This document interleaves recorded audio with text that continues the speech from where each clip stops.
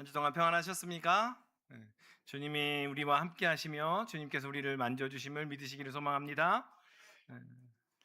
오늘 계속해서 교회에 대한 두 번째 말씀을 함께 나누겠습니다. 우리가 지난주에는 교회가 무엇인지를 첫 번째로 나눴습니다. 교회, church라는 단어를 사용하기보다는 에클레시아라는 단어를 먼저 기억하라고 말씀을 드렸습니다. 역동적으로 움직여야 되며 움직임 있는 그러한 공동체, 그런 움직임으로 말미암아 함께 나가는 공동체가 교회라고 말씀드렸습니다. 교회의 교자도 역시나 마찬가지입니다. 그냥 앉아 있는 것이 아니라 연습하고 훈련하고 움직임의 그러한 교자라는 거. 그래서 교회에 있다는 거, 여러분이 교회라는 것은 그 자체가 우리로 하여금 움직이고 행하게 하는 그러한 의미임을 기억하시기를 바랍니다. 오늘은 교회의 두 번째로 오케스트라라는 제목을 붙였어요.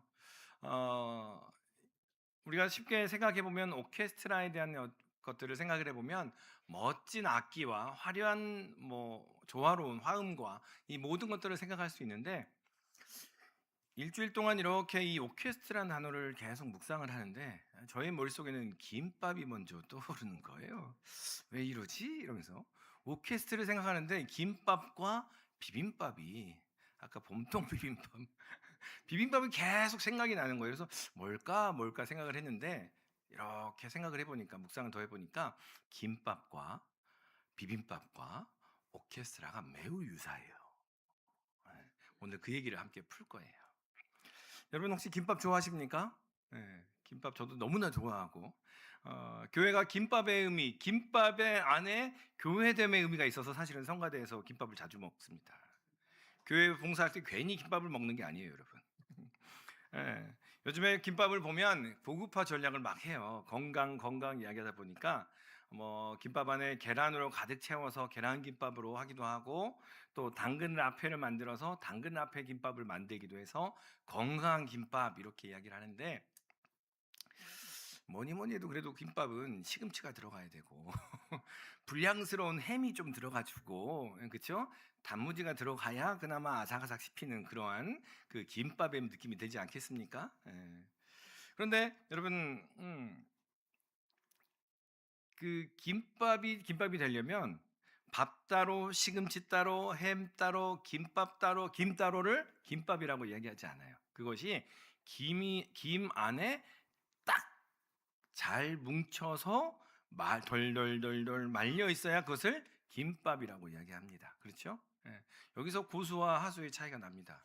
옆구리가 터지냐 안 터지냐, 김 안에 그 재료들이 잘 말려 있느냐, 잘 조화스럽게 섞여 있느냐, 아니면 옆구리가 터져가지고 난장판이 되느냐, 여기서 고수와 하수의 차이가 나지요. 예. 비빔밥도 마찬가지입니다. 각각의 재료들이 그 재료의 맛들을, 그 의미들을 잘 살리면서 고추장과 참기름이 싹 들어갈 때, 그렇게 아침부터 너무 자세하게 설명을 하나요? 조금 이따 식사 맛있게 하시라고 이제. 예. 밥 따로, 시금치 따로, 햄 따로, 김 따로, 이것을 우리는 김밥이라고 이야기하지 않습니다. 이것을 우리는 비빔밥이라고 이야기하지 않아요. 김밥은 김이라는 단단한 든든한 테두리 안에 단단히 말아질 때 김밥인 거고, 비빔밥은 참기름이나 고추장 같은 그 은혜로운 그 재료들이 들어가 줘야 그 비빔밥으로서의 그 맛을 냅니다. 오케스트라도 마찬가지예요. 다양한 악기들이 있지만 그것이 혼자만 소리를 삑삑 낼 때 그것을 오케스트라라고 이야기하지 않습니다. 하나가 되어서 조화롭게 화음을 이룰 때 오케스트라라고 이야기합니다. 그러면서 들은 생각이, 오늘 점심에는 비빔국수가 있었으면 참 좋겠다 라는 생각을 되게 막 했습니다. 음. 김밥과 비빔밥 그리고 오케스트라와 같이 이 놀라운 다양성 안에서 조화를 이루는 그 조화를, 다양성 안에서 조화를 가장 완벽하게 완전하게 보여주는 공동체가 있습니다.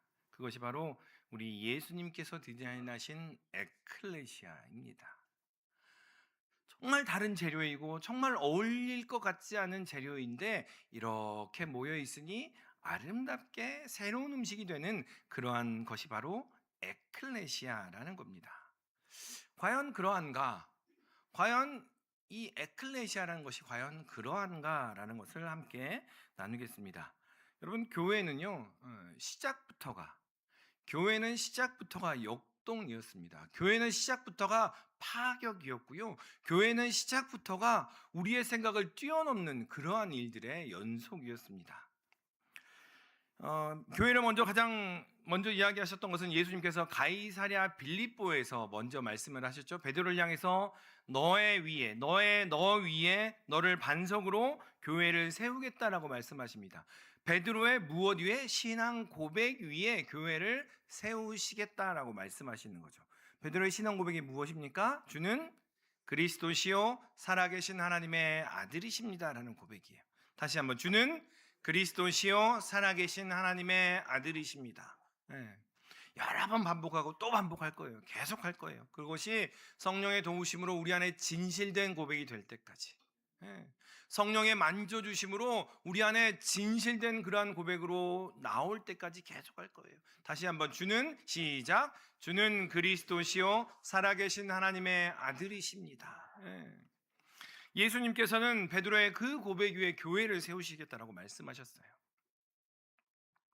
그런데 여러분이 만약에 갑자기 마음이 동해가지고 교회를 세우고 싶어 하신다면, 여러분이 갑자기 교회를 나서 교회를 시작해야지 그런다면 누구를 붙들고 교회를 시작하시겠어요? 어떤 사람을 붙들고 교회를 시작하시겠어요?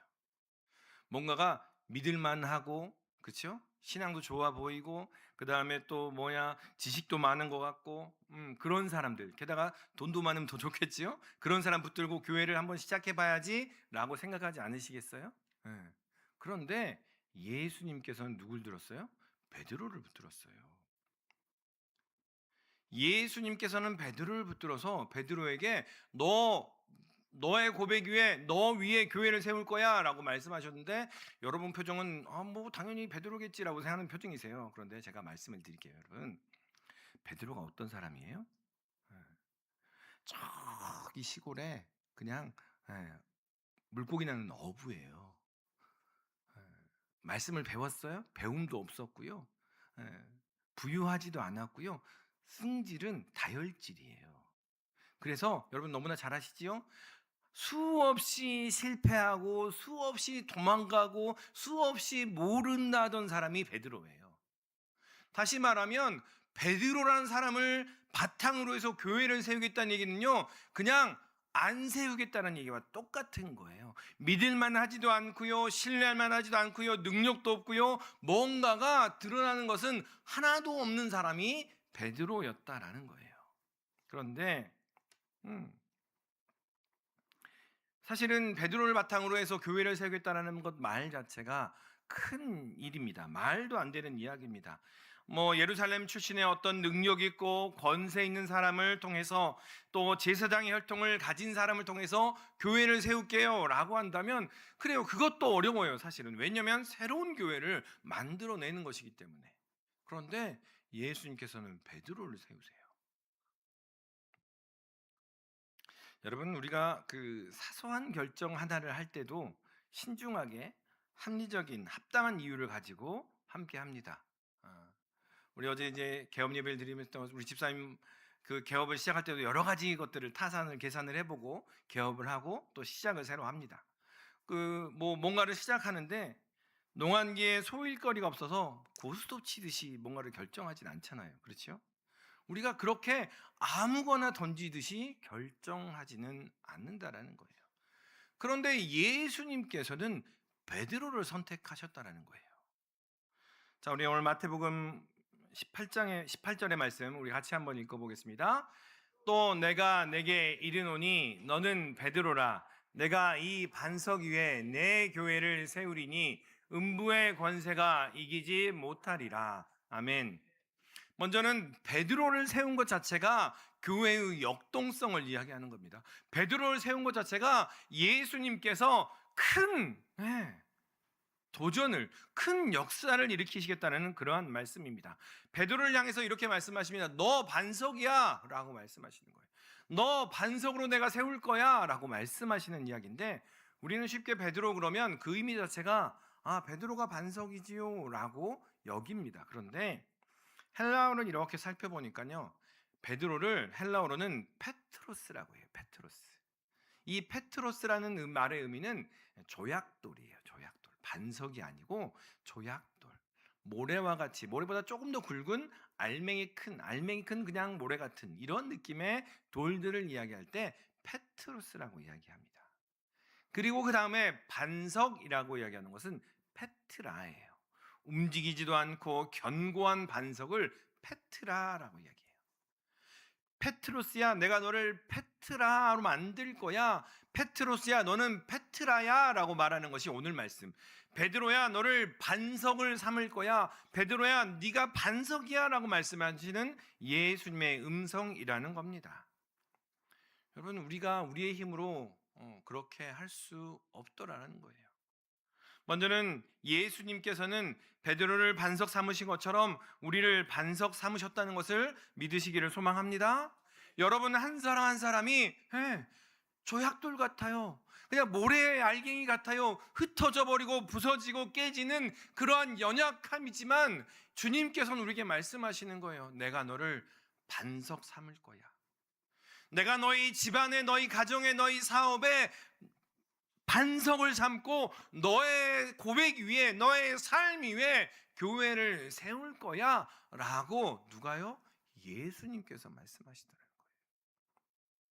여러분, 우리가 옆 사람 바라보고 당신은 반석입니다 인사하면 서로 웃을 거예요. 내가 너를 아는데 네가 반석이니? 집에서 네가 하는 모습을 내가 아는데 네가 반석이니? 라고 이야기할 수 있어요. 그런데요, 우리는 그렇게 보이는데 주님께서는 우리에게 이렇게 말씀하세요. 너는 반석이야. 왜? 내가 너를 반석 삼았거든. 아멘? 너는 반석이야. 너 위에 교회를 삼을 것이고 너의 그 고백으로 내가 반석을 삼을 거야. 왜냐하면 내가 여호와니까, 내가 하나님이니까, 내가 성령님이니까 그렇게 삼으시겠다라고 주님께서는 먼저 선포하고 계시는 겁니다. 여러분, 사실 우리를 선택하는 것, 여러분을 교회에 삼는 것, 우리에게 있어서는 참 영광스러운 일이에요. 그런데 주님의 입장에서 보면 얼마나 불안하시겠어요. 우리가 바라보기에는 그러겠죠. 그런데 주님께서는 거듭거듭 성령으로, 하나님 만물의 주관자 되시는 하나님께서 우리를 반석 삼으셔서 교회 되게 하시겠다라고, 우리를 반석 삼으셔서 교회로 온전하게 하시겠다라고 우리를 선포하고 계십니다. 거듭 기억하십시다. 예수님은 우리의 주인이십니다. 예수님은 우리를 반석 삼으십니다. 예수님은 우리로 말미암아 교회 되겠다고, 교회라고 선포하십니다. 그 고백이 우리를 반석되게 하고 교회의 기초가 되게 하는 것임을 믿고 나아가는 여러분 되시기를 주님의 이름으로 축원합니다. 그렇다면 우리는 계속 이야기해요. 이제 옆에 사람 볼 때마다 내가 너를 아는데 네가 반석이야 이렇게 하시면 안 돼요. 다시 한번 주님의 이름으로 옆에 사람 바라보시면서 당신이 교회입니다. 옆에 있는 분이 왜 교회라고요? 누가 하신다고요? 하나님이 하신다고요. 하나님이 하시니까 교회입니다. 아멘. 그런데 그 교회의 모습이 어떻게 드러나는가?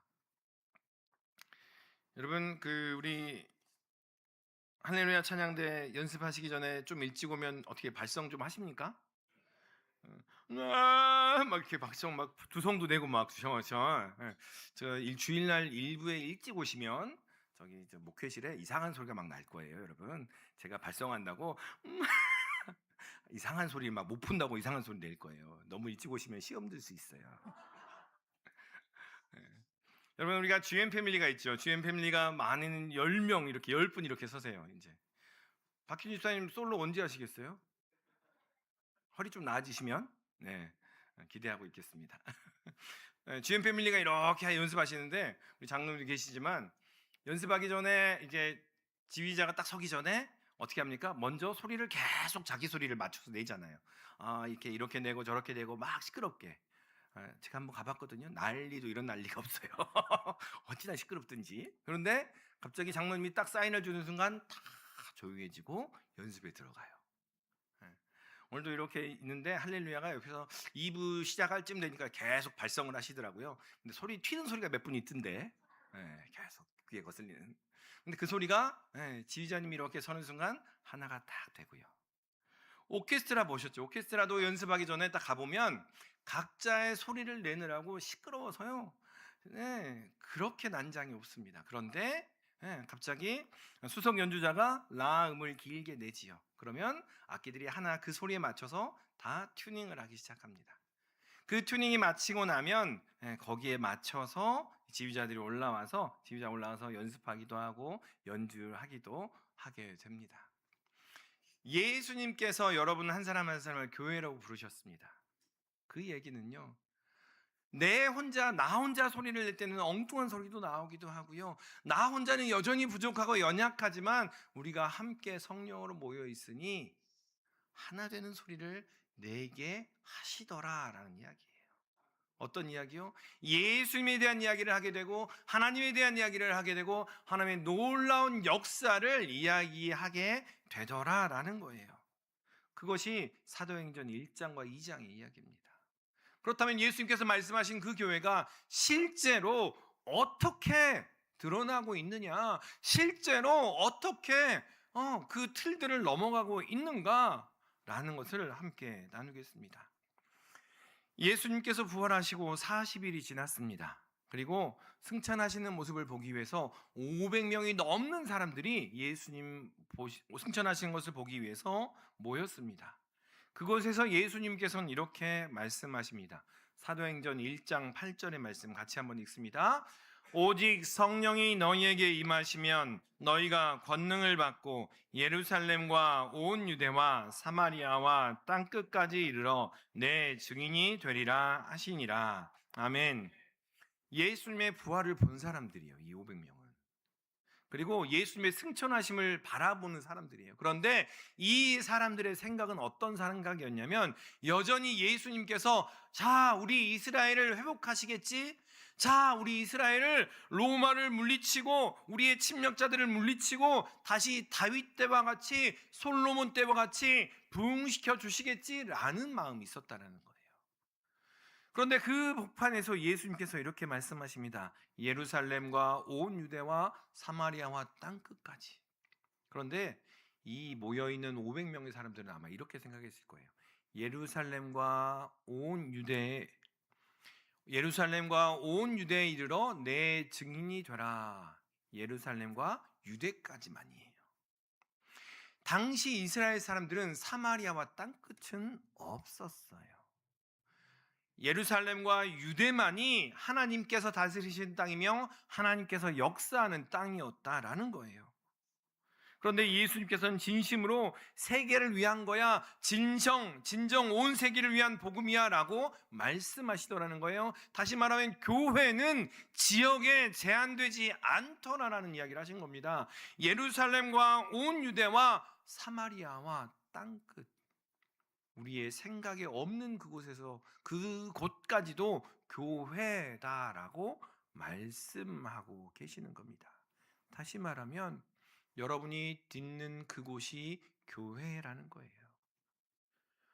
제가 영업을 해야 되는데 어쩔 수 없이 술자리를 갈 수밖에 없어요. 여러분이 주의 이름으로 기도하며 가는 그 자리, 생함을 위해서 하는 그 자리가 교회임을 또한 선포하며 나아가시기를 소망합니다.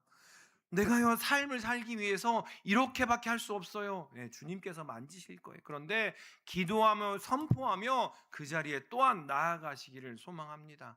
그 자리가 예루살렘과 온 유대와 사마리아와 땅끝이 교회다라고 주님께서는 우리에게 선포하고 계시는 겁니다.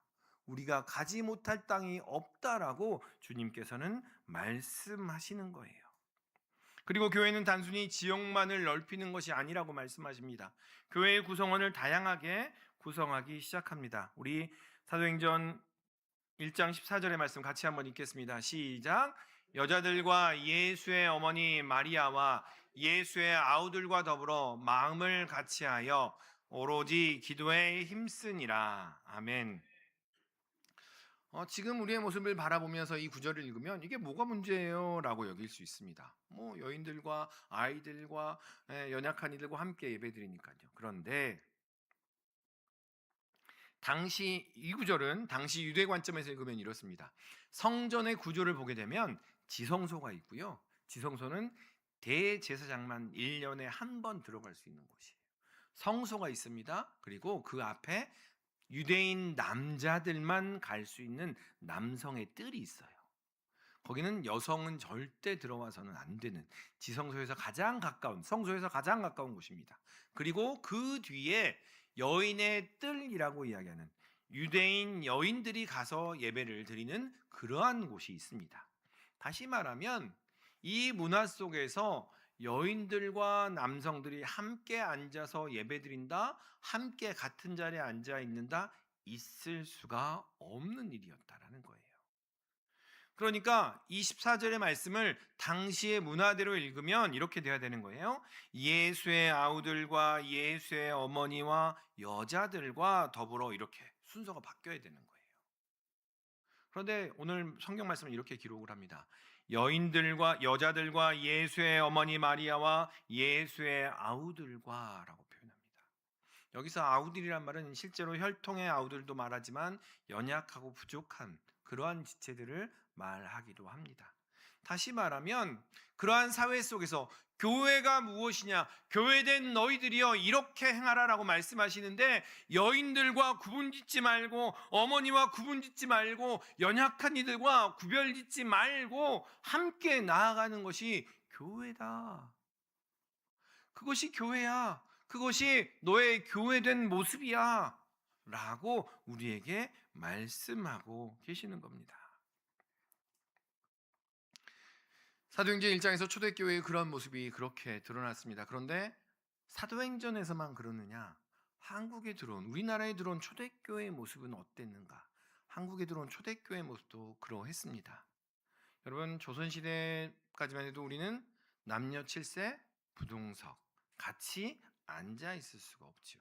여전히 우리 교회도 이렇게 들어오시면 따로 이렇게 앉으셔서, 그런데 복음이 들어가고 교회가 세워지면서 어떤 형태의 교회가 생겼냐면, 교회가 기역자 교회가 생기기 시작했어요. 여러분 들어보셨어요? 기역자 교회라고, 김제의 금산교회라는 곳이 있고요, 익산의 두동교회라는 곳이 있어요. 교회 형태가 기역자 모양으로 만들어놨어요. 그래서 한쪽에는 누가? 남성이, 한쪽에는 여인들이 앉아서 예배를 드리는 거예요. 그리고 기역자 중간 접합 부분에 강대상이 있어서 거기서 말씀을 전하는, 그래서 같이 앉아 있을 수는 없지만 그래도 같은 공간에서 예배드리는 그러한 역사들을 한국교회 초기 기독교회에서 그것들을 실행해 갔더라는 거예요. 이후에 한국교회 성지순례를 한번 하도록 하겠습니다. 그래서 그렇게 하는 것들을 함께 볼 거예요. 교회라는 것은요, 그렇게 나누지 않았더라는 거예요. 함께, 어떻게 하면 함께하고, 어떻게 하면 연합할 것이며, 어떻게 하면 한 마음으로 함께 나아갈 수 있을까, 그것들을 실현하는 것이 교회라고 예수님께서 우리에게 말씀하십니다. 교회는 여자들과 어머니와 아우들까지도 포함한다라고 선언을 하고 있습니다. 당시 감춰져야 되고 드러나서는 안 되는 여성의 목소리, 연약한 이들의 목소리도 교회야, 구별짓지 마라고 우리에게 말씀하시는 겁니다. 그리고 시간이 지나서 오순절이 되었습니다.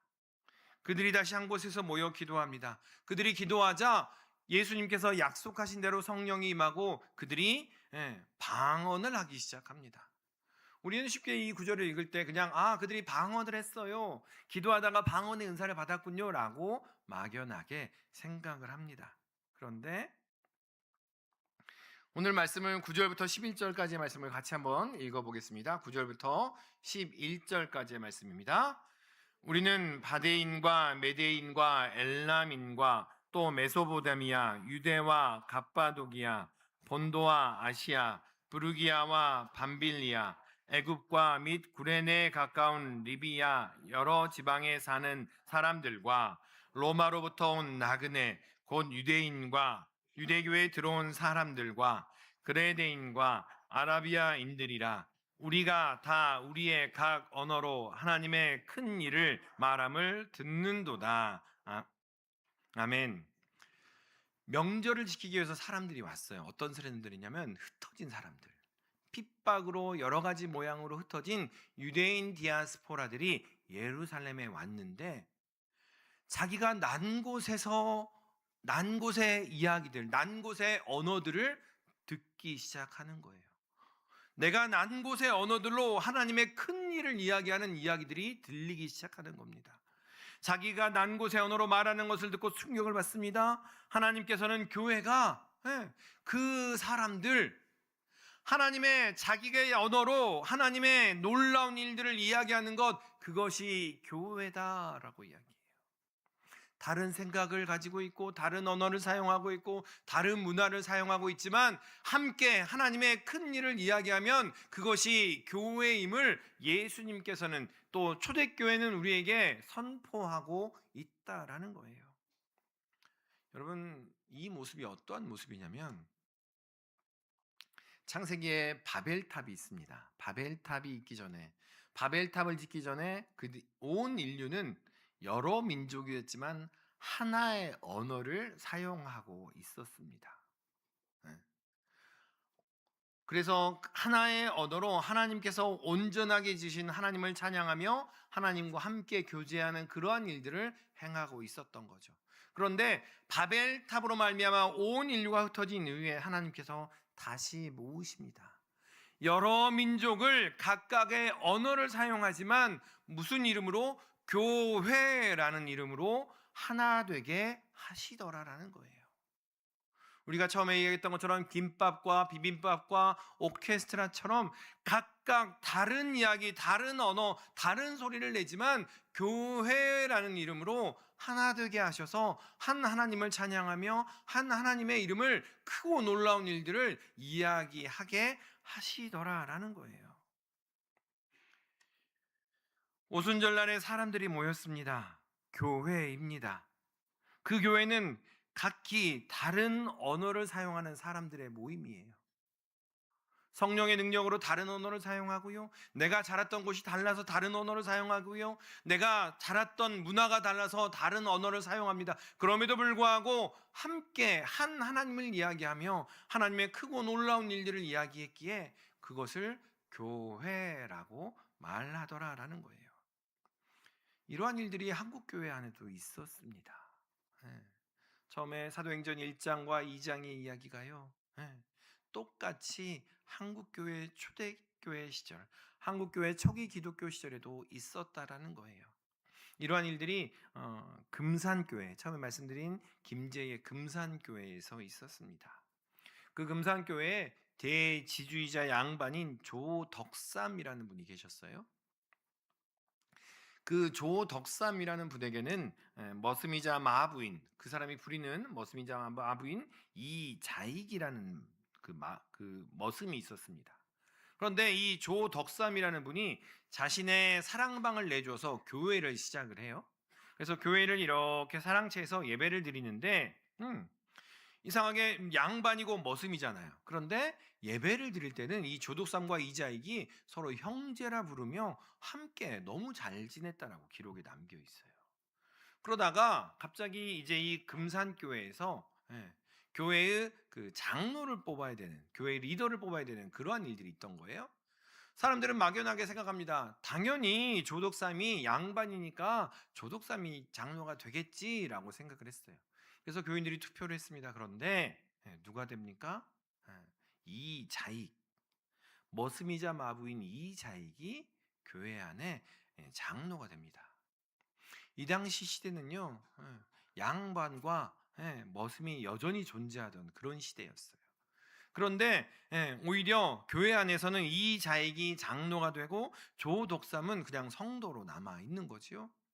그런데 여전히 기록에 남아 있기는 이 조덕삼이 이자익을 장로로 깍듯이 모시고 잘 섬기며 교회의 덕을 세웠다라고 기록에 남아 있습니다. 교회는 그런 겁니다. 세상의 질서를 그대로 가지고 와서, 세상의 가치를 그대로 가지고 와서 그 안에서 이야기하는 것이 아니고요, 복음으로, 예수 그리스도로, 성령으로 다시금 세워서 온전하게 하는 것, 그것이 바로 교회더라라는 거예요. 여러분 한 사람 한 사람의 삶 속에 그러한 교회가 드러날 줄로 믿습니다. 네. 여전히 우리는 제안합니다. 내가 이렇게 깨졌고요. 내가 이렇게 부족하고요. 내가 이렇게 연약해요. 나를 반석으로 삼으신다고요? 안 될 말이에요 라고 이야기하지만 교회의 역사에 그리고 사도행전의 많은 이야기들이 그것을 넘어서 역사하시는 새롭게 비정하시는 하나님의 역사가 있더라라는 겁니다. 교회가 어떻게 실천이 됩니까? 당시의 사람들은 생각을 했습니다. 예루살렘과 유대 지역에만 교회예요. 그 지역에만 교회가 있어야 돼요 라고 이야기했을 때 예수님께서는 이렇게 말씀하셨어요. 예루살렘과 온 유대와 사마리아와 땅끝까지가 내 교회야. 유대인 남성만이 교회야 라고 이야기하는 사람들에게 여자와 어머니와 연약한 이들도 교회야 라고 말하시더라는 거예요. 더불어 이야기합니다. 유대 지역에 사는 유대인만 교회다라고 이야기하는 이들에게 아니요. 다른 언어를 쓰며 다른 문화에 사는 사람들도 함께 하나님의 큰 일을 이야기하니 교회다라고 이야기하는 겁니다. 사마리아와 땅끝까지 교회됨을 제한하지 말라고 말씀하십니다. 남성만이 아니라 여성과 아이들, 마음이 아프고 생각이 아픈 사람들을 구별하지 말라라고. 왜냐하면 내가 교회인 것처럼 그들 또한 주님께서 교회로 세우셨기 때문에 그렇다라는 겁니다. 다른 문화를 가지고 다른 생활을 하는 사람들을 나누지 말라라고 이야기합니다. 너는 부정하니, 너는 깨졌으니, 너는 효과가 없으니, 생산성이 없으니 떨어져, 잘라서 내버리는 것, 그것은 구약의 이야기더라라는 거예요. 복음이 온 후로는 우리가 수요일날 갈라디아에서 계속 나누었습니다.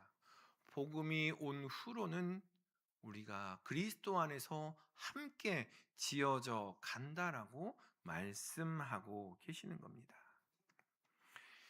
시금치와 햄이 섞여서 최고의 김밥이 됩니다.